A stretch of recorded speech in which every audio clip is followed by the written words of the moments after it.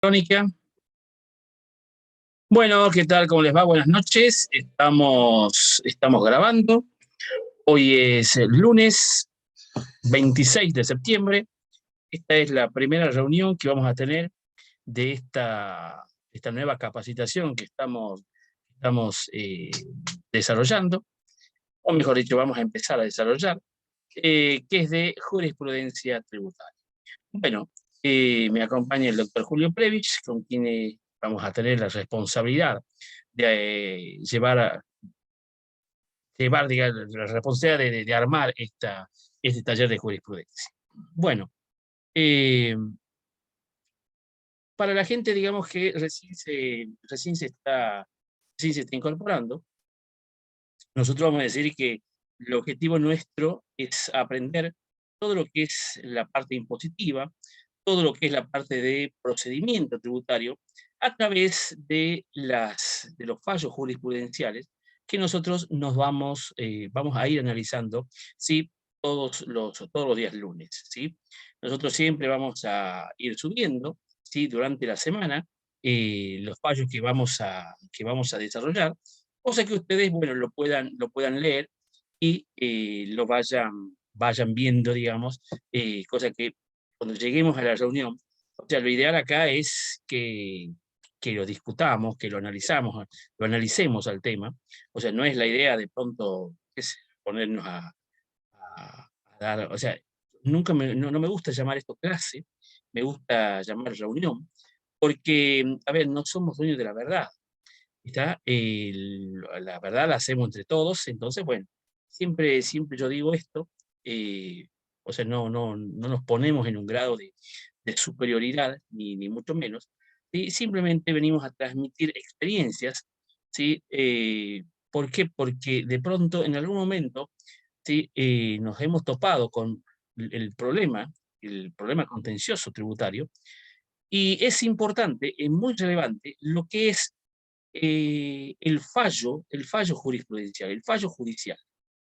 El juez, cuando dictamina, nos está enseñando, o por lo menos, a ver, dando su punto de vista, ¿sí? En el tema que en este caso nos compete, que es el tema tributario, el tema impositivo.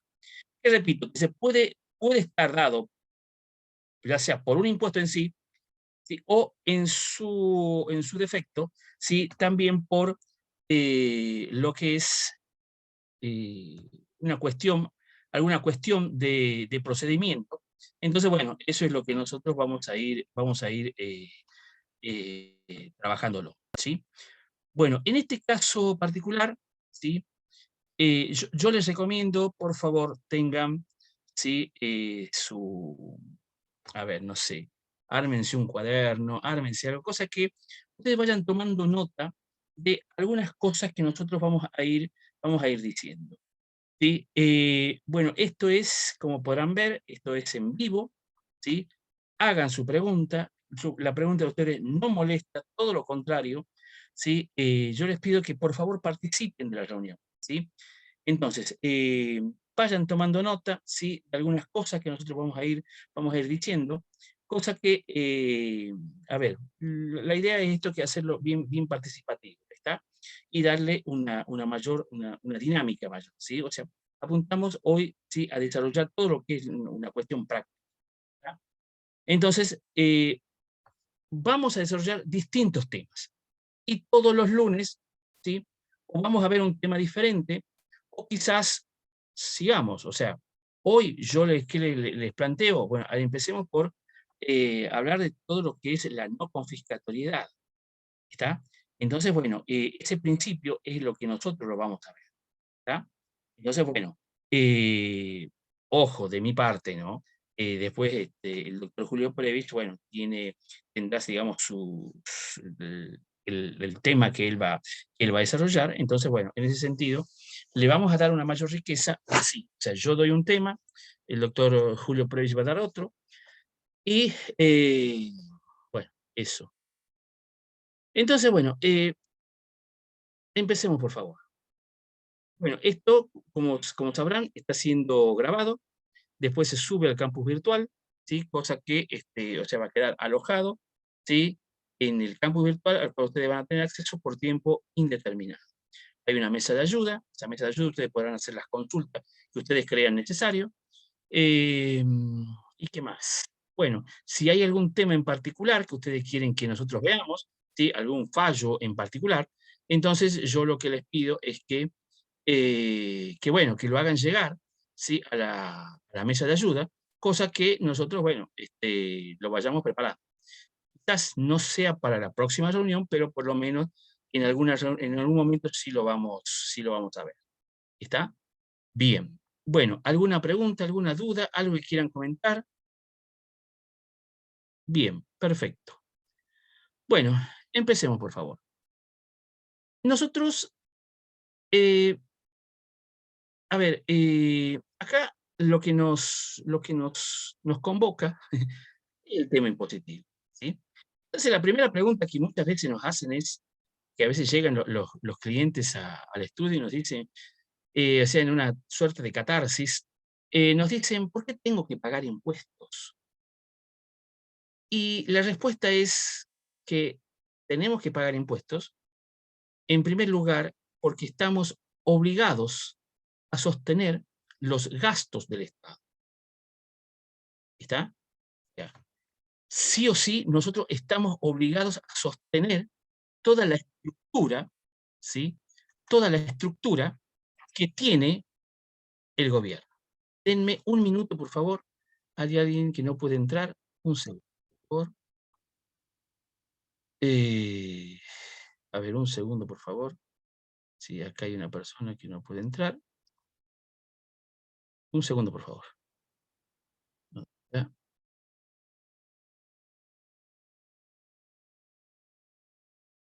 un segundo.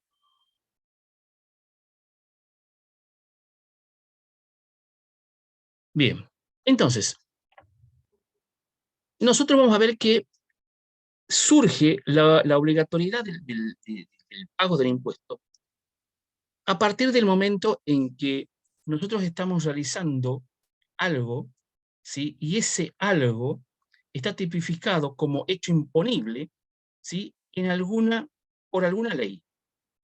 Entonces, acá nos surge la primera cuestión, ¿sí? Que tenemos que tener en cuenta, que no hay impuesto, no hay ningún tipo de impuestos si no hay una ley previa, ¿sí? Una ley anterior que nos dice que si yo hago determinada cosa, ¿qué puede ser esa cosa? Puede ser una compraventa de algo, o puede ser una prestación de servicio. Eso está tipificado, o tendría que estar tipificado por la ley. Entonces, la ley es la que tiene que dar lugar, sí o sí, al cobro de un impuesto. Entonces, lo que se configura es lo que se denomina relación jurídico-tributaria. ¿Está? Entonces, esa relación jurídico-tributaria, ¿sí? ¿Qué es lo que hace?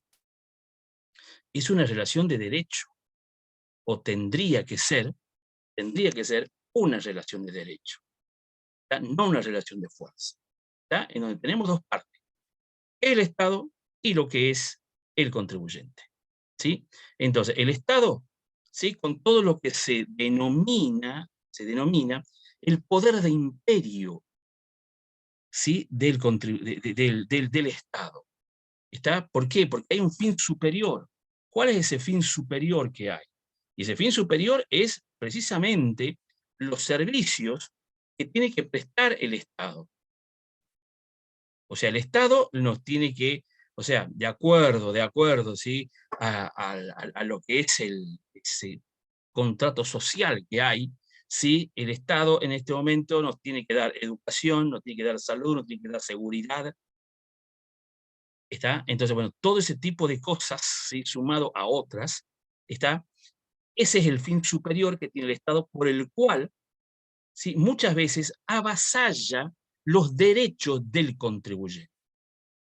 Pero, un momentito, o sea, por un lado está el Estado con su poder de imperio, pero por otro lado también está el contribuyente. ¿Y qué tiene a su favor el contribuyente? Lo que tiene a favor el contribuyente es los principios, ¿sí? Constitucionales. Entonces, lo que nosotros, o sea, ¿cuáles son esos principios constitucionales? Bueno, en primer lugar, lo que yo recién acabo de decirle, que, por ejemplo, no puede haber un impuesto sin una ley. ¿Ya?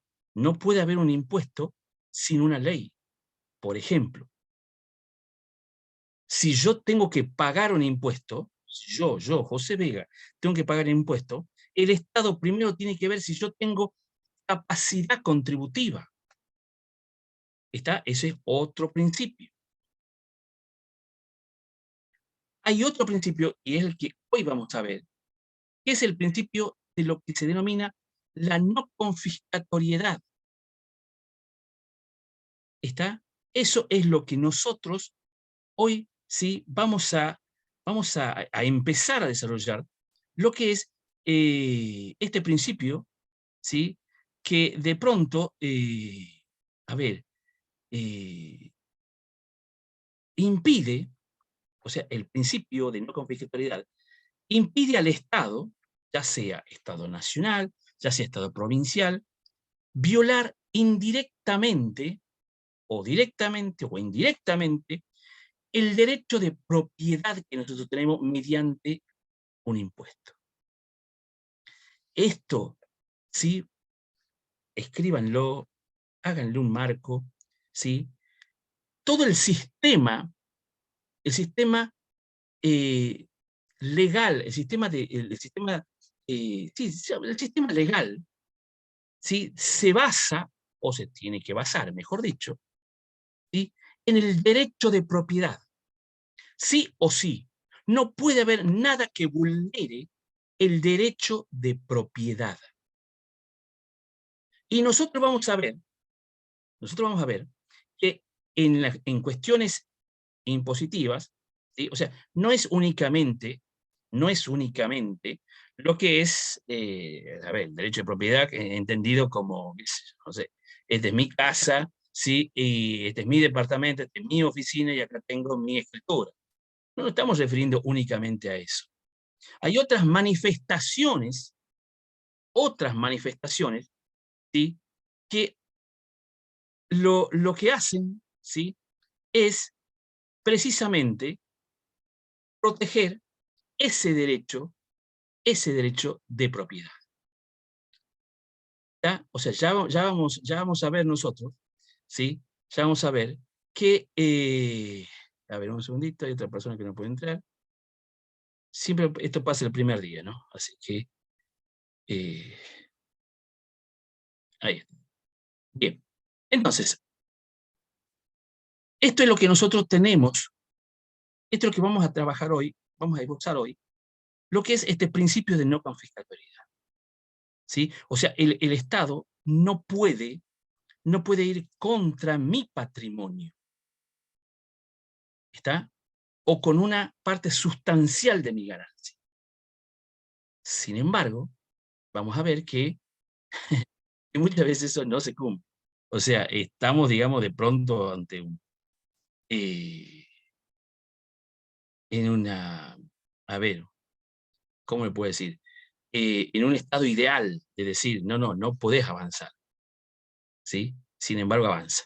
Entonces, bueno, nosotros vamos a ver que el principio de no confiscatoriedad, ¿sí? Tributaria en Argentina, sí, está contemplado, a ver, no está contemplado en forma explícita, ¿está? No. ¿Por qué? O sea, el artículo 17 de la Constitución Nacional establece expresamente que la confiscación de bienes queda borrada para siempre, ¿sí? Del Código Penal argentino. ¿Está? O sea, queda totalmente borrado lo que es la confiscación de bienes, ¿sí? Pero ¿qué pasa? Este principio no se refiere a los impuestos. ¿Está? O sea, en términos impositivos no está expresamente, ¿sí? No está explícito en la Constitución. Eh, entonces, ¿qué pasa? La Corte Suprema, ¿sí? Diferenció este principio, ¿sí? de no confiscatoriedad penal del principio de no confiscatoriedad tributaria, ¿sí? O sea que este principio, ¿qué es lo que hace? Protege frente a la vulneración indirecta del derecho de propiedad por medio de la vía tributaria. ¿Está? Entonces, el principio de no confiscatoriedad, no, se me traba la lengua, el principio de no confiscatoriedad tributaria no es un principio constitucional explícito. Por ejemplo, qué sé yo, principio de legalidad, principio de igualdad, ahí sí tenemos nosotros lo que es en forma explícita, ¿sí? El pronunciamiento, digamos, de la Constitución Nacional. ¿Qué es lo que pasa? La no confiscatoriedad, ¿sí? Apunta, a ver, surge como un juego, ¿sí? Entre lo que es eh, el derecho de propiedad y el derecho constitucional de razonabilidad, que está contemplado en el artículo 28 de la Constitución Nacional, ¿sí? Habiendo hecho esta pequeña eh, introducción, ¿sí? La, la no confiscatoriedad se manifiesta en todos los impuestos, ¿sí? Nosotros, nosotros vamos a hacer hincapié, vamos a hacer hincapié principalmente en lo que es el impuesto a las ganancias. ¿Está? ¿Por qué? Porque de pronto es donde más se manifestó, por lo menos en los últimos tiempos, ¿sí? O sea, nosotros podemos encontrar no con la confiscatoriedad en, por ejemplo, un impuesto inmobiliario. ¿Está? Entonces, bueno, sí, hay fallos que son de 1911, ¿sí? En donde ya se hablaba del tema de la no confiscatoriedad en todo lo que es la parte relacionada con lo que es el impuesto inmobiliario, por ejemplo. Entonces, bueno, pero acá, para no irnos, o sea, no abrirnos tanto, nosotros vamos a apuntar, ¿sí? En una primera instancia, después, o sea, tenemos todo un año para, para analizar todo esto, pero vamos a analizar ahora, ¿sí? Cómo impacta en el impuesto a las ganancias, ¿sí? Y más precisamente, ¿sí? Y más precisamente con lo que es el ajuste por inflación, ¿está? Entonces, ¿nosotros qué vamos a decir? Nosotros vamos a decir que, esto es para que ustedes lo tengan siempre presente, nosotros en el impuesto a las ganancias, eh, nosotros contra nuestros ingresos, contra nuestra renta, ¿sí? Contra nuestra ganancia, ¿qué es lo que se le contrapone? Se le va a contraponer todos los gastos, escuchen bien, todos los gastos que sean necesarios para obtener, mantener, ¿sí? Conservar, acrecentar la ganancia grabada. ¿Está? Eso es, digamos, como un concepto que nosotros vemos en el impuesto a las ganancias. Entonces, ¿yo qué estoy haciendo en este momento? En este momento lo que estoy haciendo es prestar un servicio de capacitación. Estoy prestando un servicio de capacitación. ¿Es gratuito? No, no es gratuito. Es oneroso y hay un fin de lucro. ¿Está?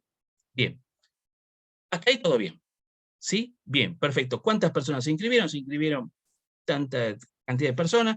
Esa cantidad de personas por la cantidad de lo que han abonado. Perfecto. Esos son mis ingresos. ¿Y qué es lo que yo le voy a contraponer a eso? Le voy a contraponer los gastos necesarios para obtener, mantener, acrecentar la ganancia grabada. Ajá. Ejemplo, y por ejemplo, ¿yo qué necesito para hacer lo que hago? Y yo necesito, por ejemplo, la conexión a Internet. Sin conexión a Internet no podemos hacer nada.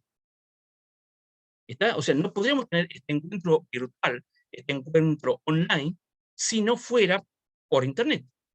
Entonces, ¿qué pasa? Lo que yo pague de Internet, lo que yo pague para tener un Wi-Fi, ¿sí? Es un gasto necesario. Entonces, ¿yo lo puedo descontar de ganancias? Por supuesto. ¿Qué otro gasto? Bueno, la plataforma Zoom. Esta plataforma en donde de pronto ustedes están viendo un PowerPoint, ¿sí? Ustedes me están viendo a mí, yo lo puedo ver a ustedes, ¿sí? ¿Es un gasto necesario? Sí, por supuesto que es un gasto necesario. ¿Lo puedo descontar de ganancias? Obvio que lo puedo descontar de ganancias. Bien, ¿qué más? Y tenemos, por ejemplo, lo que es la energía eléctrica, ¿sí?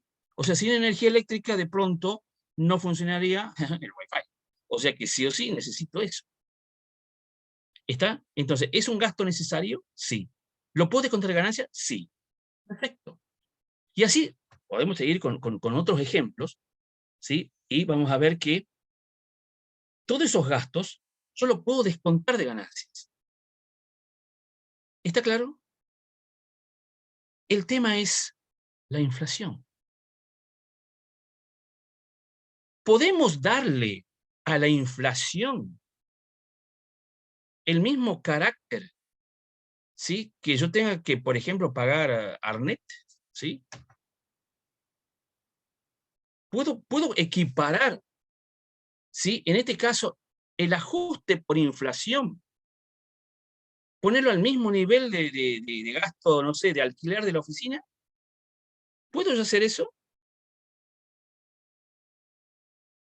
¿Está claro? ¿Está entendido a dónde apunto? Bueno, para la FIP, durante muchos años no permitía, ¿sí? Que la pérdida que a mí me ocasiona tener rubros expuestos a la inflación, ¿qué me decía? ¿Qué decía la FIP? No, no se puede. ¿Está? No se puede. Entonces, ¿qué es lo que pasaba? Eh, la inflación, ¿sí? Ustedes, bueno, ustedes lo están viviendo, yo lo estoy viviendo, ustedes lo están viviendo, lo que significa la pérdida de poder adquisitivo de la moneda. Entonces, bueno, ¿yo qué tendría que hacer para prevenirme?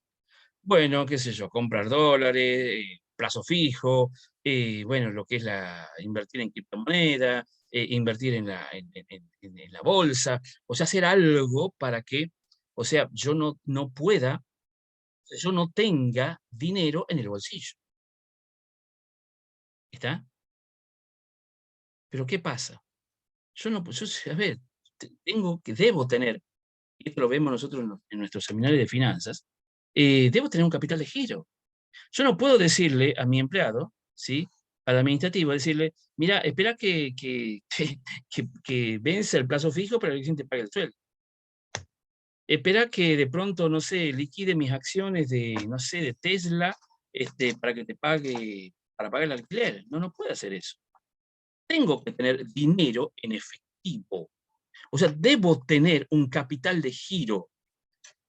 Y ese capital, mantener ese capital de giro, ¿sí? O sea, ya sea que tenga la plata en el cajón o que la tenga en la cuenta corriente, o sea, un dinero a la vista, ¿qué es lo que pasa? Me genera pérdida. ¿Está? Me genera pérdida.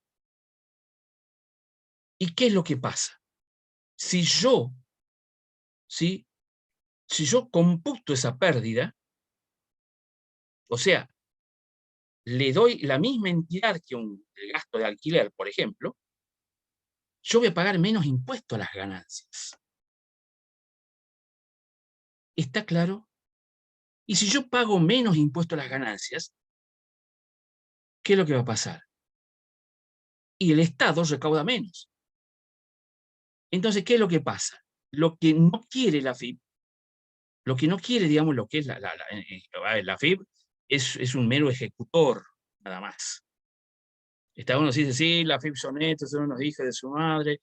No, no, pará, no. Ellos lo único que hacen son empleados. Ellos hacen lo que de pronto la política fiscal, la política monetaria, les dice que haga. ¿Tá? Entonces, en el 2018 se vuelve a implementar lo que es el ajuste por inflación. ¿Sí? Entonces, nuestro contexto en la Argentina es inflacionario. Todas las empresas le pasan exactamente lo mismo. Entonces, ¿sí? Todas las empresas tienen pérdidas por exposición a la inflación.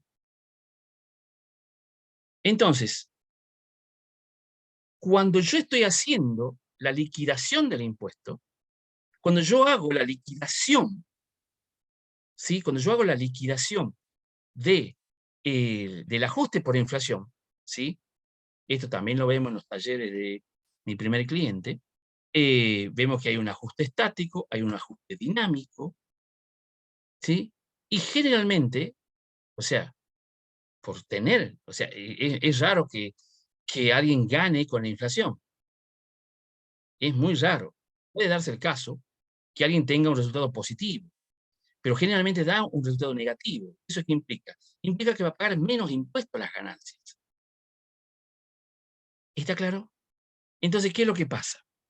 Resulta que, ¿sí? La FIP no quiere que se aplique el ajuste por inflación. Cuando en el 2018 no le quedó otra que, que permitir que se aplique el ajuste por inflación, ¿qué es lo que pasó? Empezó, sí, se empezó, digamos, a diferir. ¿Por qué? Porque no permitía tomar el 100% del ajuste por inflación. En el 2018, ¿sí? ¿Qué es lo que pasó? Vino la FIP, ¿sí?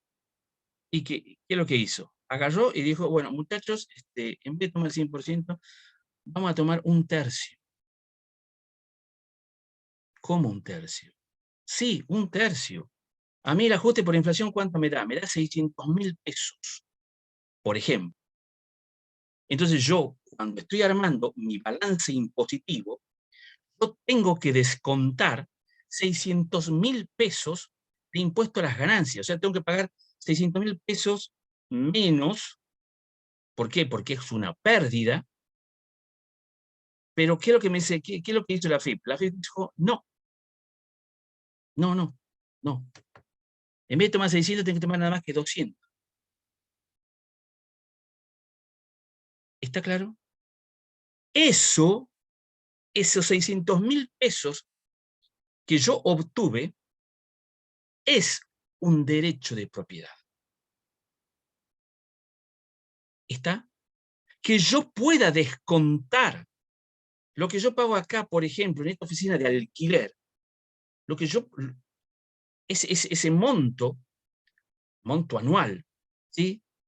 Que yo voy a pagar, que yo pago de alquiler, ¿sí?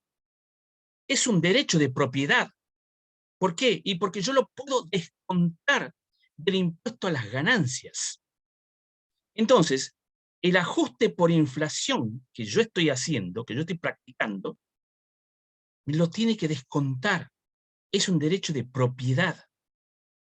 Bueno, la FIP hizo caso omiso, ¿qué es lo que dijo? No, un tercio. Toma un tercio nomás, después ven.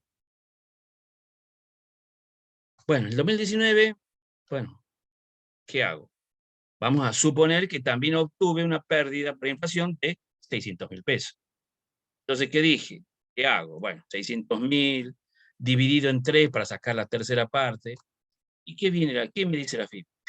No, no, pará. No, borrá. Ahora no es un tercio, ahora es un sexto. Un sexto. Peor todavía. ¿Está claro? Eso es lo que hace la FIP. Y eso es, repito, un derecho de propiedad. ¿Está claro? ¿Sí? Ese es el tema con el ajuste por inflación. Entonces, hay muchas empresas, ¿sí?, que accionaron judicialmente, ¿sí?, precisamente por este tema.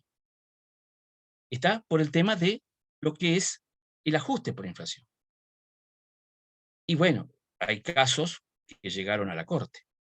Por ejemplo, ¿sí? Por ejemplo, lo que es el, denme un minuto, lo que es el famoso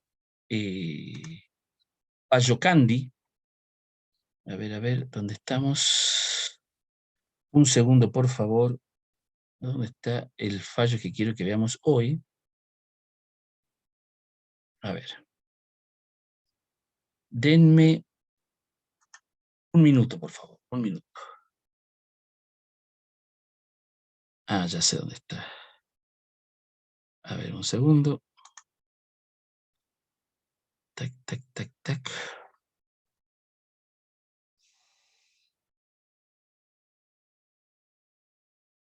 A ver. Un segundo, por favor. Un segundo.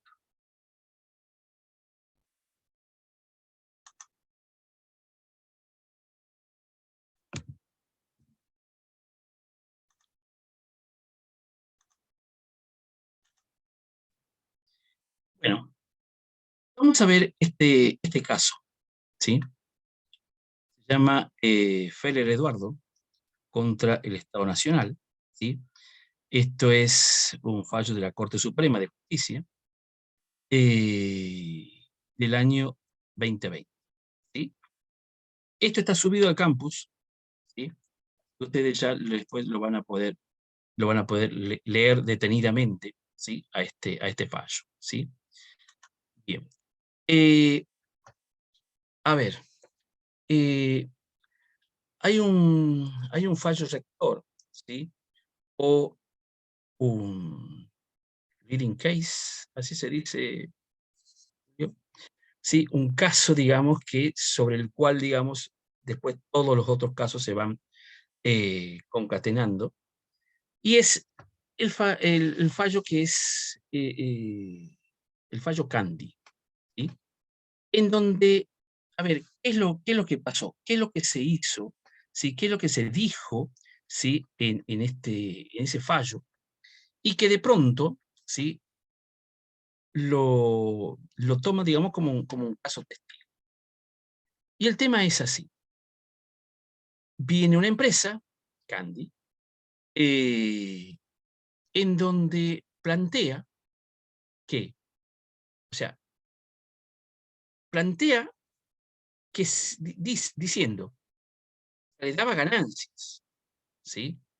Le daba ganancias y resulta que, ¿qué es lo que dice eh, esta empresa? Dice, no, no, pará. Si yo aplico, ¿sí?, si yo aplicara el ajuste por inflación, a mí me daría pérdida. Entonces, si yo reconozco, ¿sí?, eh, si a mí la FIP me dejara reconocer, ¿sí?, la inflación, a mí me daría pérdida. Entonces, ¿qué es lo que pasa? Acá es donde se plantea la confiscatoriedad, ¿sí? Para la Corte Suprema, o sea, la Corte Suprema tuvo distintos momentos en los cuales, digamos, bueno, pudo ir haciendo, digamos, lo que es eh, dando sus opiniones al respecto sobre distintos temas, ¿sí? Eh, en este caso, ¿sí?, vamos a ver que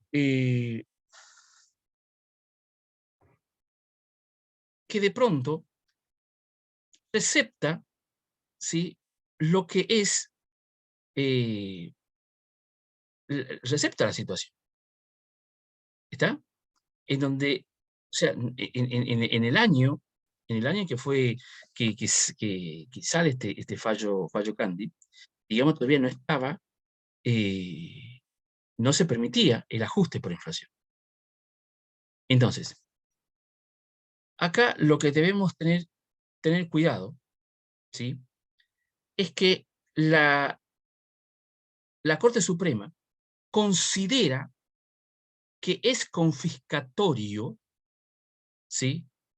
Que es confiscatorio, ¿sí? Cuando el Estado, o sea, en este caso, liquidación impositiva, ¿sí? Avanza más allá de un 33%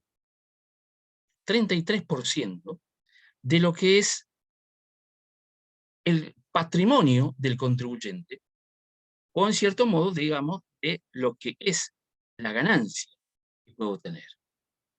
¿Está? ¿De dónde sale ese 33%? Nadie, nadie lo sabe. Nadie lo sabe. Muchos tributaristas bromean, porque bromean, diciendo que es por la edad de Cristo, o por los 33 orientales, o no sé, se imaginan cualquier cosa. Pero no hay nada, no hay nada, ¿sí? Que de pronto se justifique ese porcentaje. ¿Está? 33%. Eso es lo que plantea, ¿sí? La confiscatoriedad. ¿Está? Bien.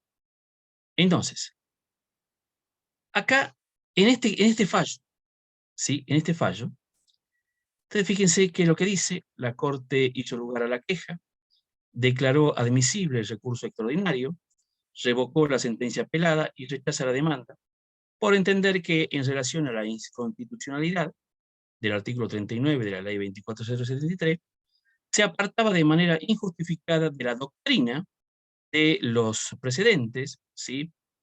Bueno, habla acá de fallo Santiago Trocelo y el fallo Candy, y explica que si bien en Candy se había admitido la posibilidad de que la falta de aplicación del mecanismo de ajuste por inflación podía conducir a resultados confiscatorios, tal circunstancia no se presentaba en este caso. ¿Está? O sea, estamos hablando acá del caso Eduardo Feller. ¿Qué es lo que hizo? ¿Qué es lo que hizo esta persona? Lo que hizo es, ¿sí? Decir, plantear, ¿sí? Que al sentarse jurisprudencia a través del fallo Candy, y tendría que ser también aplicable a ellos. ¿Está? O sea, en el fallo Candy, ¿sí? La Corte Suprema, ¿sí? Admite que se iba a producir la confiscatoriedad si es que no se aplicaba, si no se aplicaba lo que es el ajuste por inflación. ¿Está? O sea, eso marcó realmente un precedente muy importante. ¿Por qué? Porque la misma Corte es la que admite eso. O sea, admite que se tiene que permitir que se aplique lo que es el ajuste por inflación. Porque la no aplicación implicaba confiscatoriedad. ¿Está claro? Ya en algún momento lo vamos a ver a ese fallo. ¿Sí? Pero acá, ¿qué es lo que dice, qué es lo que hace esta persona? Dice, señores, a mí me pasa lo mismo. Me pasa lo mismo que en Candy. Entonces, bueno, ¿y la Corte qué dijo? No, no es así. ¿Está? No es así. ¿Qué es lo que pasó? ¿Qué es lo que pasaba con esta persona? Esta persona, ¿sí? Ustedes fíjense. Bueno, lo que vamos a hacer por una cuestión de dinámica, ¿sí? Vamos a comentar en general, ¿sí? En términos generales lo que es este fallo, y después está subido ya al campus. Ustedes léanlo, por favor, y cualquier duda lo vemos en la reunión siguiente. ¿Está? O sea, yo les planteo, le dejo esto, y repito, ya está subido al campus. ¿Está? Entonces, ¿qué es lo que pasaba acá? Esta persona, ¿sí? Tuvo un quebranto de 27.501. ¿Sí? O sea, tuvo una pérdida de 27.000 pesos. ¿Sí? ¿Y qué es lo que pasa? Resulta que esta persona si aplica el ajuste por inflación, resulta que de tener una pérdida de 27.501 pasa a una pérdida de 1.754.934 pesos. ¿Está? Eso Eso es lo que plantea, ese es el problema. ¿Está? O sea, la idea acá es, cuando analicemos los fallos, saquemos, ¿sí? Tratemos de saber cuál es la situación que da origen a todo esto. ¿Sí? O sea, esta persona, ¿sí? Este contribuyente hizo su declaración jurada de ganancias. ¿Sí? Cuando hace su declaración jurada de ganancias, ¿sí? Cuando quiere aplicar el ajuste por inflación, ¿qué es lo que dice? O sea, de una pérdida de 27.000 pesos, pasa a otra pérdida de 1.700.000. ¿Está? Esa es la situación. Esos son los hechos. Pero ¿qué es lo que pasa? Resulta, ¿sí? Que acá, en el punto 6, ¿qué le contesta? ¿Qué le contesta, digamos, la Corte Suprema?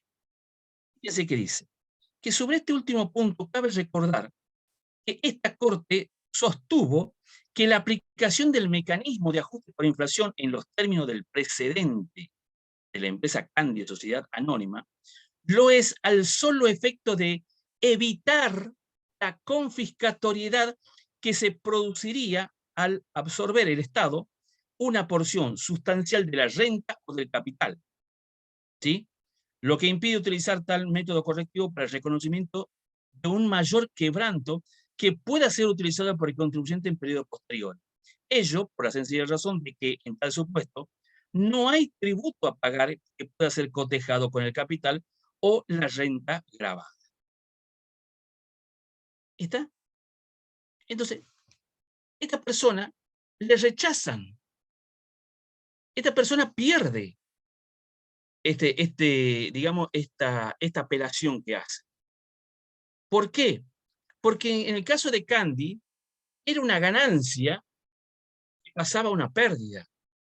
En cambio, esta persona, Eduardo Feller, ¿qué es lo que pasó? De una pérdida pasaba a otra pérdida, nada más que mayor. ¿Está claro?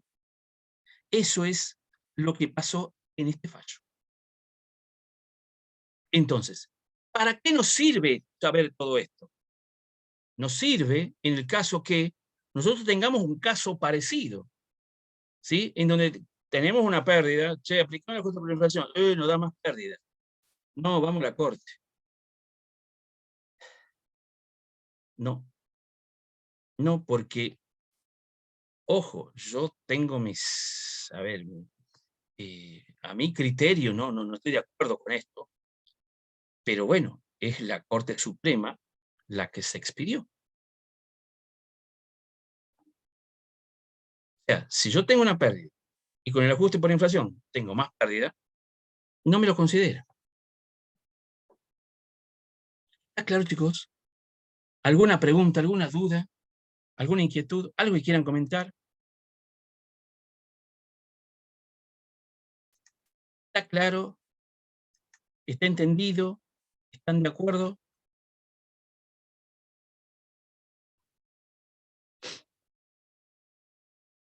Vamos, opinen, opinen.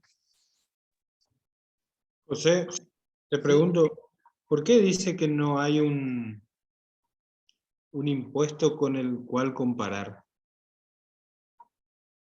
Bueno, eso lo plantea, o sea, a ver, o sea, no da un impuesto a pagar, ¿está? No da un impuesto a pagar. Quizás eso es la razón por la cual dice que no hay con qué comparar. O sea, no dice, sí, tengo que pagar este impuesto, porque no hay. Al tener ¿Eso es, quebranto, al tener eso es por quebranto, la pérdida de los 27.000 pesos? ¿cómo, perdón? Por la pérdida que le daba de 27.000 pesos antes de aplicar el... Exactamente, Ah, exactamente. O sea, si vos tenés una pérdida, no hay un impuesto determinado. No, directamente tenés un quebranto. O sea, esos 27.000 ¿sí? Que te va a dar quebranto, vos lo vas a aplicar, ¿sí? En los periodos sucesivos. Entonces, de ese quebranto de 27.000, pasa a otro de 1.700.000. Bueno, acá Yana me plantea, dice, ¿por qué no estoy de acuerdo? Y en primer lugar, porque, a ver, ese 1.700.000, o sea, no es lo mismo absorber en los próximos ejercicios 27.000 que 1.700.000. O sea, a mi criterio, sí, tendría que haberse dado, sí, lugar a eso, a mi criterio, ¿sí? No sé qué opina vos, Julio. Claro, el tema del ajuste por inflación es que la Corte lo encaró por una confiscatoriedad. Entonces, al no haber impuesto a pagar, no hay confiscatoria alguna. Como decís vos, más distinto el caso que vos tengas impuesto a pagar y cuando haces el ajuste te da impuesto a pagar que es menos, sin quebrantos. Pero ese es un gran problema que tenemos ahora con el criterio que estableció la Corte. Habría que ver cómo se lo encara, con qué violación constitucional tenemos, porque justamente el análisis que hace Candy, o el análisis que hacen todos los fallos que después siguieron, es que ese impuesto a pagar es confiscatorio. Acá al no haber impuestos, no podemos encararlo por ahí. Y es básicamente lo que se pasa en este caso. Después, si consideramos que está bien o está mal, por supuesto, yo también considero que acá el contribuyente era un problema, porque imagínense lo que es, después es clara la diferencia y es claro el perjuicio que tiene, pero claro, pero no, al no haber impuesto a pagar, no hay confiscatoria. Bueno, perfecto, Julio. Bueno, acá Jasna plantea, dice, sí, ya daba pérdida, sí, ya estaba, o sea, había ya un quebranto, ¿sí? El ajuste, por inflación, el ajuste se hace independientemente de que sea pérdida o ganancia. El ajuste se lo tiene que hacer, ¿está? Entonces, no es que se hace sobre ganancia o sobre pérdida. El ajuste vos tenés que hacerlo, ¿por qué? Porque es un método que, bueno, por ahora se lo puede aplicar por los niveles que tenemos de inflación. ¿Sí? Pero no es que, o sea, vos tenés que aplicar lo mismo, ¿está? Vos lo aplicás lo mismo, independientemente de que te dé ganancia o pérdida. No tiene nada que ver una cosa con otra. El procedimiento vos lo aplicás. Entonces, bueno, eso. La Bueno, chicos, diferencia es sí, el juicio por ajuste por inflación. claro. Porque, Claro. bueno, como bien lo explicaste vos, tenemos diferimiento, tenemos topes, tenemos muchas limitaciones al ajuste por inflación. Ahora no recuerdo cómo quedaría a partir de este periodo fiscal, pero en los periodos fiscales anteriores teníamos ciertos topes. Inclusive Sí, antes no teníamos, estaba virtualmente derogado. Entonces lo que muchas compañías hacen es, del periodo fiscal 17 para abajo, 16, 17 para abajo, calculaban ellos mismos al 100% en lo que establecía el título sexto, y del 2017 en adelante, 2018 en adelante, calculaban, lo calculamos también al 100%, y esa diferencia de lo establecido en la norma y lo que daría en un 100% de ajuste por inflación es lo que iban a juicio, si daba confiscatoriedad, por supuesto. Por supuesto, no es este caso en concreto, pero es como para que tengan en cuenta la justicia, y por ahí dependiendo de la jurisdicción que toque con respecto a las medidas cautelares y demás, la justicia en general es muy receptiva con calcular ajuste por inflación al 100%, porque considera que estos topes que establecen las normas, el diferimiento, el 55% y todo eso como explicaste, hace una violación a la constitucionalidad. ¿Por qué? Porque viola el principio de confiscatoriedad. Porque vos imaginás, te dejan tomar un ajuste por inflación a un porcentaje equiparable, un porcentaje establecido, con tope, y tenemos inflación de 3 veces más. Entonces lo que dice que esa diferencia es confiscatoria. bien. Perfecto, perfecto. Bueno, chicos, entonces, les pido por favor, ¿sí? Lean este fallo, ¿sí? Es cortito, son 3 hojas, léanlo por favor, ¿sí? Y cualquier duda, ¿sí? Lo vemos en la reunión del próximo lunes, ¿ya? Bueno, Julio, ¿tenés algo para compartir? No sé si ¿O lo no? puedes agregar ahí al fallo, así lo tengamos ahí. A ver, a ver, a ver. Subirlo ahí Da- en la... Sí, sí, sí, dame 2 minutos, yo Sí, lo cómo no. busco. Si querés empezar a exponer. Por supuesto. Bueno, este es un fallo que se llama Laboratorio Raffo contra la Municipalidad de Córdoba. Es del año 2009. Acá vamos a abordar lo que es tasas municipales. Los límites que tienen las municipalidades para grabar como, por el derecho que tienen los municipios también de solventar sus gastos, como comentaba José. Al ser un ente, al tener todas las garantías constitucionales del municipio, o sea, tiene todos los mismos derechos que las provincias y que la nación para poder grabar. Con la limitación de que tiene que ser por el medio de tasas y de contribuciones especiales. Acá hay una diferencia semántica que es muy importante tener en cuenta y hacia lo que es este fallo, que es la diferencia entre lo que es tasa y lo que es impuesto, que muchas veces cuando lo vemos en la facultad o cuando lo vemos en nuestra vida diaria, parece que es una discusión meramente teórica, pero acá podemos ver cómo estas discusiones teóricas se pueden aplicar a la práctica y que tenemos que tener en cuenta a la hora no solamente del litigio en sí, sino de asesorar para tener en cuenta en la planificación fiscal. Bien, estamos en la Municipalidad de Córdoba. La Municipalidad de Córdoba emite dicta mediante su órgano legislativo, que la Constitución propia lo autoriza, una contribución que se llama contribución que incide sobre el comercio, la industria y la empresa de los servicios. En este caso particular es de los periodos del 95 al 2000. Bien, ahí empieza todo lo que es la instancia administrativa, la instancia procesal, que bueno, tratar de no abordar mucho en esto. Por ahí hay algunos compañeros contadores que por ahí esas cosas les puede complicar un poco más. Pero, para que queden claro, pasó por todas las etapas judiciales previas hasta que llegó al Tribunal Supremo de la provincia de Córdoba.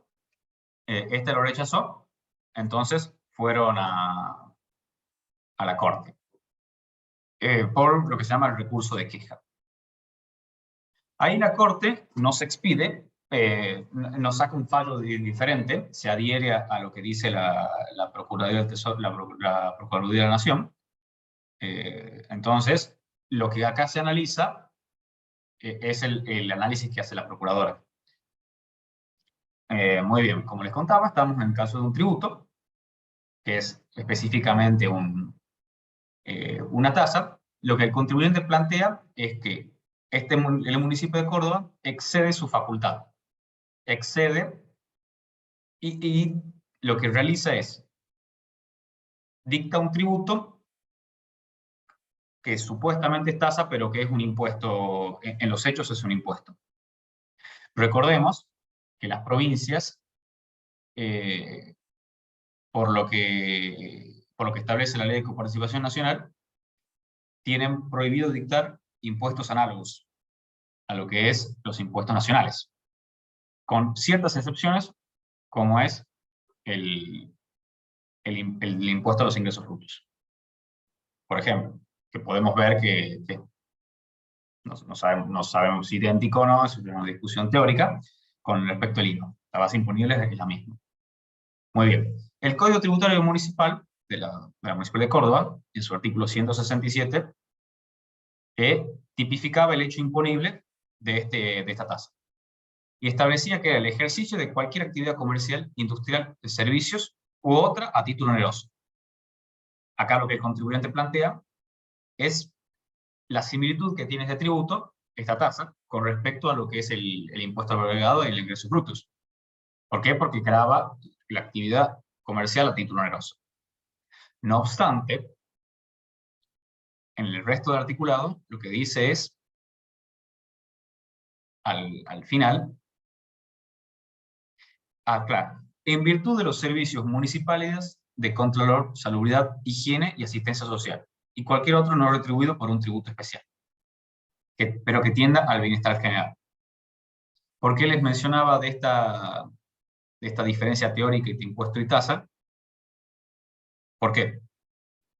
Porque un tributo, el tributo de la tasa específicamente, lo podemos definir como una especie, es una prestación en dinero o en especie que el Estado exige en virtud de una ley, ahí cumplimos todos los requisitos del derecho tributario en general, pero tiene una particularidad. Es un servicio, por un servicio, una actividad estatal que se particulariza o se individualiza en el sujeto obligado al pago. Tiene que haber un servicio particular. Como dice Dino Harach, es un tributo caracterizado por la prestación de un servicio público individualizado hacia el sujeto pasivo. Tiene que ser específico, tiene que haber una contraprestación específica a cada contribuyente. ¿Por qué hago esta aclaración? Para que tengamos en cuenta, muchos municipios, la mayoría de las veces, exceden esta facultad que tienen y dictan normas a nivel general. Y ahí entramos en el problema de las discusiones condicionales, de si pueden o no hacerlo. Tenemos que tener en claro que los municipios solamente pueden dictar tasas donde haya una prestación de un servicio público individualizado hacia el sujeto específicamente. En este caso particular, la discusión, primero veamos la discusión normativa, si este texto en sí es válido, y después veamos qué pasó en este caso. Como les decíamos recientemente, tiene que haber un servicio prestado específicamente en el tributo. Muy bien, entonces, normativamente hablando. Entonces, ¿qué dice acá la Procuración? La Procuración hace un análisis de las discusiones que se fue generando en las situaciones anteriores y los argumentos que entabló la Donatella Raffo, la actora, y llegó a la conclusión de que en este caso particular, la propia norma establece ese servicio específico. Y ahí lo diferencia con el impuesto. Entonces podemos llegar a la conclusión de que normativamente hablando, estamos frente a una tasa. Por eso, este es el primer análisis que tenemos que hacer cuando nos toca que tenemos algún problema con algún municipio. Fijarse primero que normativamente podamos ver que haya un servicio específico, o que por lo menos la norma misma determine que haya un cierto servicio hacia los contribuyentes. Si no, estamos en un impuesto encubierto y los municipios no se encuentran facultados para dictarlos, solamente pueden dictar tasas. Y ahí hace un análisis que lo que establece que es la interpretación, la primera forma de interpretación de una ley es por medio de su letra. Y acá vemos que el legislador, por medio de la misma norma, intenta determinar cuáles van a ser las prestaciones que, abonando este tributo, se generan acá. Entonces, normativamente hablando, lo que considera la Procuración es que está acorde a derecho. Ahora, muy bien, vamos al caso concreto. Ya analizamos la parte de la ley, ahora vamos al caso concreto. ¿Por qué esta parte es importante? Porque recuerden que la jurisprudencia se aplica solamente al caso concreto. Entonces cuando nosotros analizamos un fallo para ver si puede servir para un problema nuestro de algún cliente, o cuando queramos asesorar en base a un fallo, tenemos que procurar que los hechos sean los similares. Entonces, muy bien, vemos que normativamente hablando está ajustado a derecho. Veamos ahora los hechos. En este caso, estamos frente a un laboratorio Rafo, presta servicios de naturaleza de prestación médica, de propaganda médica, y vende productos en la ciudad de Córdoba. Pero la misma carecía de local, carecía de depósito o un establecimiento de cualquier tipo en el territorio del municipio. Es decir, no tenía presencia física. No tenía presencia física alguna dentro del municipio. ¿Cuál es la justificación que hace el Estado para poder gravar al contribuyente este? Lo que dice la municipalidad es que este tributo, la tasa específica, se refiere a una serie de servicios que no deben considerarse en forma aislada, sino en forma conjunta. Y que el objetivo es que las actividades lucrativas ejecutadas sean en forma ordenada, pacífica y mutuo respeto a los derechos. Esto se hace controlando para que el buen estado de los edificios, coordinando el transporte, ordenando el tránsito, regulando el estacionamiento, y en general organizando las reglas básicas para la promoción, el ejercicio y el progreso de las actividades comerciales. Este es el fundamento de la demandada, o sea, de la Municipalidad de Córdoba, para pretender gravar esta tasa al contribuyente, al actor, al laboratorio. Como podemos ver, porque era importante en su momento tener claro el concepto de la teoría, lo que se estudia en la facultad y la teoría general de la diferencia entre impuestos, contribuciones, tasas y demás. ¿Por qué? Porque ¿qué se estableció en el tema de las tasas? Que tiene que haber una prestación efectiva. Tiene que haber una contraprestación efectiva a un contribuyente individualizado. Acá, como podemos ver, normativamente hablando, el legislador pretendía que haya un servicio efectivo, pero en los hechos, en las justificaciones que da, en este caso en particular, te establece que se lo establece no en una forma individualizada, sino conjunta, para ordenar el tránsito, para limpiar las calles, para lo que sea. ¿Cuál fue el análisis de la Procuración? Que esta postura es contrario a todos los requisitos fundamentales de una tasa. Tenemos numerosas jurisprudencias y numerosa doctrina, que en la doctrina, además de este caso, que es un leading case, tenemos la compañía química contra la Municipalidad de Tucumán. El cobro de dicho tributo debe corresponder siempre en forma concreta, en forma efectiva y en forma individualizada, en un servicio un servicio concreto, ya sea un bien o un acto, al contribuyente en específico. Entonces, así, se evidencia que la pretensión fiscal de la demandada carece de todo ajuste, que va contrario a todos los derechos constitucionales, a todo el conjunto de normas constitucionales que priman en nuestro país. Así, de esta forma, concluye que es ilegítimo el cobro de la tasa. Muy bien. Podemos ver que tiene que haber una prestación efectiva y concreta. Muchos tributos, y seguramente muchas tasas, recordemos que el tributo es algo generalizado, la tasa es algo específico, muchas tasas de muchos municipios a lo largo del país, y en aquellos que tengan, aquellos que sean clientes o trabajen en empresas que trabajan a lo largo de diferente e-comercio a lo largo del país, podrán percatarse que esos municipios muchas veces lo que hacen es gravar a contribuyentes que ni siquiera tienen establecimiento. No solamente como en este caso de la ciudad de Córdoba, que es un contribuyente de la ciudad de Córdoba, pero que no tiene presencia física concreta porque no tiene un establecimiento en sí.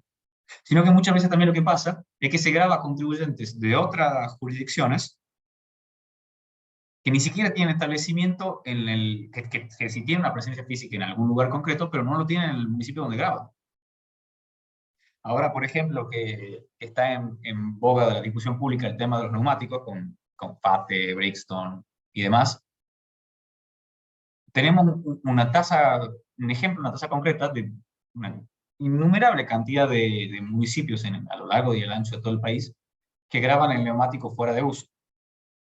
Entonces, es una tasa ambiental que lo que priva es que los neumáticos para de uso, valga la redundancia, no se los deje tirar en la calle. ¿Por qué? Porque esto contamina, genera problemas y demás. Entonces graban a FATE, graban a Brixton, graban a Goodyear, que tienen sus oficinas en Buenos Aires y sus plantas industriales en Buenos Aires, y lo graba el municipio de la ciudad de Catamarca. Ahí tenemos, por ejemplo, otro ejemplo de cómo no hay una prestación de servicio en concreto. No hay una prestación efectiva.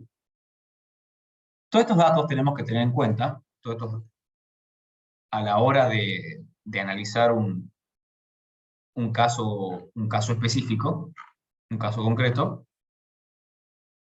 En primer lugar, cuando nos toque con algún contribuyente, ya sea algún conflicto con alguna municipalidad en específica, o lo sea por medio de una planificación, o ya sea para algún contribuyente que se quiere expandir y quiere comercializar con determinado lugar y que quiere estar previsto de posibles controversias, y para que las controversias que las tengamos, ya las tengamos planificadas y bien armadas para cuando llegue ya esté sólida, tenemos que tener en cuenta esto. Primero, que veamos que no viole que no sea contrario al artículo número 9 de la Ley de Coparticipación Federal. Es decir, que no sea análogo a un impuesto nacional, que no sea análogo a ganancias, que no sea análogo a IVA. ¿Por qué? Porque ahí estamos en un claro abuso por parte de la municipalidad. ¿Por qué? Porque está vedada por esa norma. Tenemos que ver que en la propia norma se determine que haya un determinado servicio que se presta en razón del cobro de esa tasa. Acá podemos ver en este caso concreto que sí lo hay. Podemos ver que la misma norma, cuando define el hecho imponible, establece cuáles son los servicios que se generarán por el cobro de esta tasa. Y después tenemos que analizar que esa tasa que se cobra a un contribuyente tenga un servicio específico y concreto a quien paga. En este caso particular podemos ver cómo un contribuyente que no tiene presencia física, porque es alguien que se dedica a la propaganda propaganda médica, no tiene presencia. Entonces no puede haber un servicio efectivo y concreto hacia ese contribuyente. Y ese va a ser un problema que van a tener los municipios de ahora en adelante, que lo tenían en el 2000, lo tenían en la época de este fallo, pero ahora se multiplicarán, que cada vez existen más empresas que no tienen presencia física por los propios avances de las tecnologías. ¿Cómo el municipio va a dar un servicio efectivo y concreto a un contribuyente que no tiene esa presencia? La respuesta está en este fallo. Siempre vamos a tener que tener en cuenta eso, cuando tengamos alguna planificación o algún cliente. No puede haber una prestación efectiva contra un contribuyente que no tiene presencia, que a partir de ahora es cada vez más común. Y por supuesto, ese contribuyente tiene que tener un domicilio en el municipio que se le está grabando. Un municipio no puede grabar a un contribuyente que no tenga domicilio físico y determinado en ese municipio. ¿Por qué? Porque no puede prestar un servicio concreto hacia ese contribuyente. En el caso que les daba de los neumáticos, no puede pretender cobrar a Brixton o a FATE un municipio, por una tasa, daba el ejemplo de la ciudad de Catamarca, el municipio de Catamarca, no puede cobrar una tasa a FATE porque tiene la planta en la ciudad, la planta y la sede en la ciudad o en la provincia de Buenos Aires. Entonces son todas estas consideraciones las que tenemos que tener en cuenta cuando analizamos las normas municipales. Que las municipalidades en su necesidad de recaudación, que de por sí es tiene sus limitaciones, tienden a abusar de estos temas, muchas veces en forma pequeña, pero que si lo vamos sumando, sumando y sumando, se hacen montos interesantes. ¿Por qué? Porque muchas veces se olvidan de estos detalles, se olvidan del servicio concreto y efectivo. Tenemos jurisprudencia también que establece que no puede haber un servicio concreto y efectivo cuando el municipio fue a corroborar al contribuyente en particular una sola vez en 10 años. Entonces, el municipio no... ¿Cómo puede estar al tanto de qué servicio tiene que prestar cuando nunca fue a inspeccionar a ese contribuyente? Todas son estas pequeñas cuestiones que tenemos que tener en cuenta a la hora de defendernos contra un municipio en específico. Ver, en primer lugar, que normativamente hablando esté acorde a derecho, ver que el contribuyente tenga domicilio en ese municipio, ver que el servicio sea prestado efectivamente. Si vemos que no hubo una inspección en 10 años, ¿qué servicio puede prestarse? Y ver que tenga un domicilio físico determinado. Si no, no puede haber contraprestación alguna. Por esto este fallo es importante porque pone una discusión y pone en tela de juicio muchas normas de las distintas ordenanzas municipales a lo largo del país. Hay una enorme cantidad de municipios y que todas pretendan grabar lo mismo. Muchas veces lo mismo que la nación, muchas veces lo mismo que ingresos brutos. Entonces, ese es básicamente el resumen de este fallo. No sé si alguno tiene alguna consulta o alguna duda.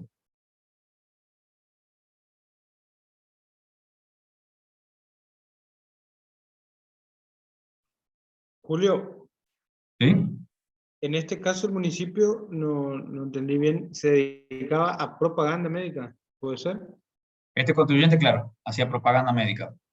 Y Distinto, distinto sería el caso, siguiendo el ejemplo que vos diste de las cubiertas, de FATE bueno, que venda cubierta en el municipio, que haga reparto en el municipio, por ejemplo, pero que no tenga un domicilio físico en el lugar. ¿Eso ya cambiaría o no? depende del municipio. Supongamos que FATE tenga sede en la Municipalidad de La Matanza. No sé dónde queda la planta específicamente. FATE supongamos que queda en la Municipalidad de La Matanza. Y comercialice en la ciudad de La Matanza o en alguna de las ciudades del municipio. Ahí no habría inconveniente. Pero supongamos que FATE tenga actividad en el municipio de Reconquista, en Santa Fe. Si Reconquista Santa Fe pretende cobrar una tasa a FATE, no tiene sustento jurídico. ¿Por qué? Porque no puede prestarle un servicio concreto y efectivo a FATE. ¿Por qué? Porque FATE está a 1.500 kilómetros de la Municipalidad de Reconquista. Ese es básicamente el análisis que hace la jurisprudencia a lo largo de los años. Tiene que haber un servicio concreto, específico, al contribuyente, tiene que ser directo. No puede ser algo aislado, que eso es lo que dice acá la Procuraduría. Acá la Procuradora lo que dice: se evidencia contraria a todas las luces a un requisito fundamental respecto a las tasas. Es que el cobro de dicho tributo debe corresponder siempre con la concreta, efectiva e individualizada prestación de un servicio referido a algo, es un bien o un acto del contribuyente. ¿Se entiende? O sea, en este caso de FATE, la Municipalidad de Reconquista, por ejemplo, no podría grabar una tasa municipal.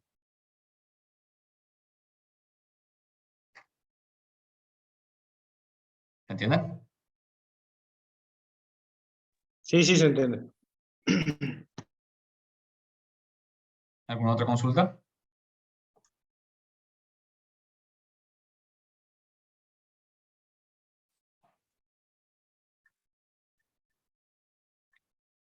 Bueno, chicos, lo que yo les pido es, bueno, entren por favor al campus virtual, lean este fallo, lean lo que yo les mencioné también.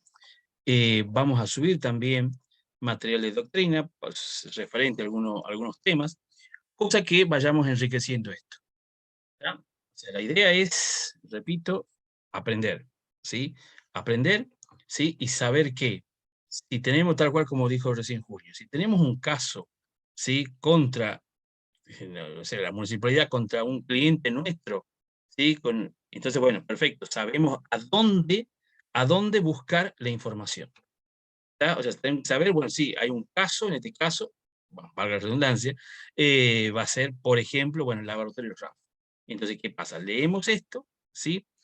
Y vemos si se puede, ¿sí? Aplicar algún paralelismo entre el cliente que puedan potencialmente tener ustedes con esto que ya se sentó jurisprudencia.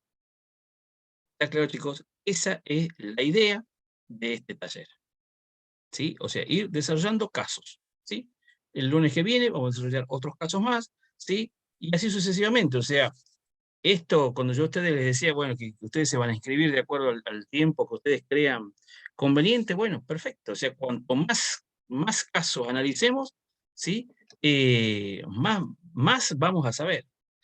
Así que bueno, este es el planteo, ¿sí? Por supuesto que la idea es que ustedes participen, obvio. Participen, opinen, ¿sí?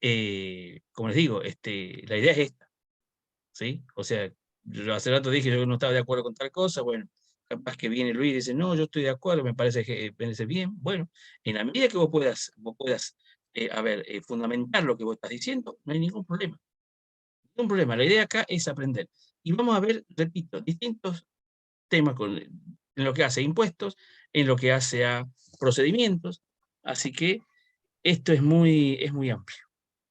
Lo Así interesante que, que tienen los fallos, José, es que vemos el conflicto tributario marcado y se estudian por medio de los fallos. Como podemos ver algo que parecía algo meramente teórico, como la definición de tasa, la diferencia entre tasa e impuesto, lo vemos acá como algo concreto, determinado y por qué esas cosas son importantes. Estudiamos por medio de un fallo y leer fallo ayuda a entender más el derecho tributario. totalmente, totalmente. Bueno, chicos, preguntas, dudas, inquietudes. Bueno, les pido, por favor, después se comunican por mesa de ayuda para ver el tema de los accesos al campus virtual. Vamos a seguir, o sea, va a estar en constante actualización el fallo. Sí, no se olviden que también estamos dictando los días miércoles la diplomatura en procedimiento tributario.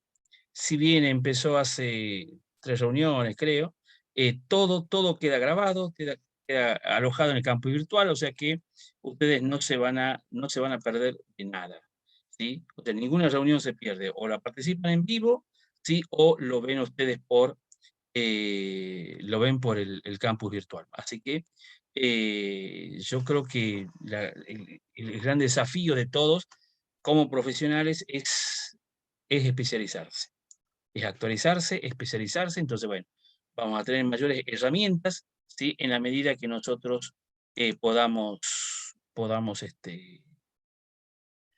ir avanzando. Así que bueno, chicos, perfecto. Bueno, nos vemos entonces el próximo lunes, ¿sí? A la misma hora, ¿sí? Los que todavía, bueno, después comuníquense por la mesa de ayuda por el tema del acceso al campus. Así ya vamos avanzando. Chicos, bueno, que tengan una excelente semana y nos estamos viendo. Adiós, adiós, adiós, adiós. Nos vemos, Julio. Hasta luego, José. Chao, chicos.